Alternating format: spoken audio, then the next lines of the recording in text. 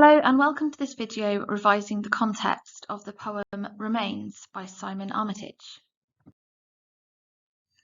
So here are some of the key contextual points that you should know when revising this poem. Firstly, that this poem is biographical, which means that Armitage wrote it about someone else.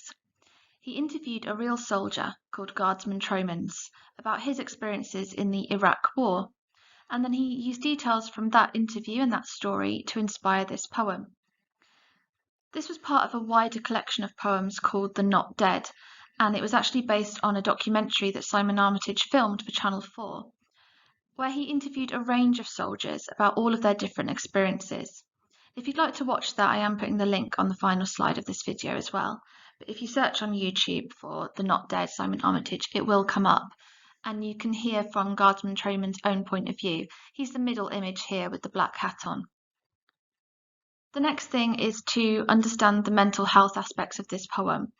The speaker of the poem, which would be the Tromans character, definitely seems to be suffering from post-traumatic stress disorder, known as PTSD, which is a very common condition that soldiers can suffer from after fighting in a war. I'm going to hand over to the history teacher now, Mr. Thompson, to explain more about the mental health impact that a war can have on a soldier. So if we look at mental health, it begins with World War I, this idea that war can have an impact on soldiers and their kind of mental well-being. PTSD is first known as shell shock, and it stems out of World War I due to soldiers' reactions to being subjected to very intense, very heavy fire from the enemy.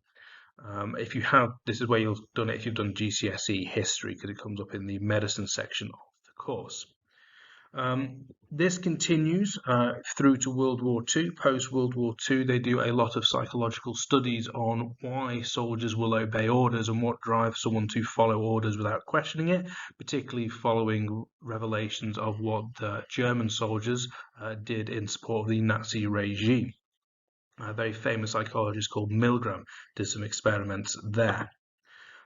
Despite this, though, despite things like PTSD and the knowledge that soldiers will follow orders fairly blindly, it's still not fully understood, and the knowledge isn't particularly widespread, even as we get into the more modern time period of the early 2000s with the Iraq War.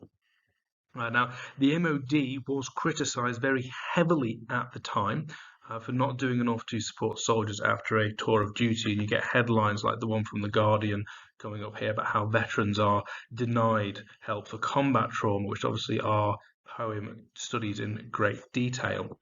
And we do start seeing increased amount of support coming from outside sources like charities such as the British Legion, which you've probably heard of, because they're the people who sell the poppies around Remembrance Day, but they do other work as well. And another one, Help for Heroes, is another one of the big charities, but there are multiple other charities.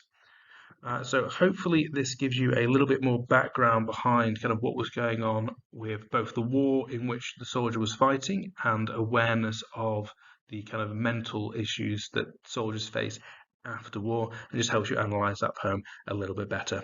Good luck with your exams. Take care. So if we try to link this contextual information to quotes from the poem itself, we have these four key areas to focus on. First of all, we have quotes such as, "We got sent out to tackle looters raiding a bank." That kind of lexis, looters and raiding a bank, that really places this poem contextually during a modern conflict. And then leading on from that with quotes such as "sun-stunned," "sand-smothered land," and "desert sand," we then can be fairly sure that this is based in Iraq. And as I mentioned earlier in the video, we know that it is set in Iraq because that's where Guardsman Tromans actually served his time in the army. Next, we've got the semantic field of war with words such as open fire, round, on patrol, armed, and enemy lines, which again places this in a battlefield setting.